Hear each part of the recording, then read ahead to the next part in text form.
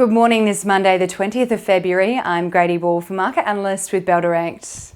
The local market closed almost 1% lower on Friday as a sell-off in technology stocks weighed on the key index, with investors fleeing growth stocks in fear of further rate hikes out of the RBA and Federal Reserve to come.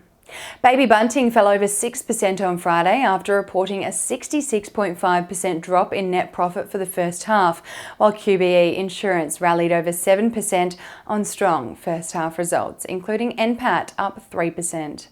The winning stocks from Friday's session were led by QBE Insurance, adding over 7%, while A2 Milk Company rose 6.3% and Corporate Travel Management rallied 4.5%. And on the losing end of the market on Friday, Block Inc fell 7.76%, while New Hope Corporation dropped 5.8% and Centuria Industrial REIT fell 5.76%. The most traded stocks by Bell Direct clients on Friday were led by the Commonwealth Bank of Australia, Magellan Financial Group and Woodside Energy. Wall Street closed mixed on Friday as investor fears of further rate hikes to come from the Fed intensified last week on the back of a few economic reports coming in stronger than expected. Yields on the 10-year and 2-year US Treasury bonds hit levels not seen since November, which weighed on markets during the last trading session of the week. The Dow Jones rose 0.39% on Friday, while the S&P 500 fell 0.28%, and the tech-heavy Nasdaq closed the day down 0.58%. The Dow Jones notched out a third straight week of losses, and the S&P 500 fell for a second week, but the Nasdaq rose 0.59% for the week. Over in Europe, markets closed lower on Friday following a week of economic data release that weighed on investor sentiment.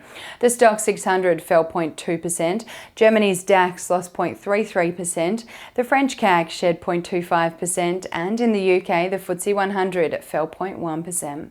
Taking a look at commodities, it's a red start to the week across the board, with oil down 2.74% at $76.34 a barrel. Coal is down 2.68% at $214 a tonne. Gold is up slightly at $1,842 an ounce, and iron ore is up 0.4% at $127.50 a tonne. Ahead of the local trading session here in Australia, the SPI futures are anticipating the ASX to open flat on the back of that mixed Wall Street session on Friday.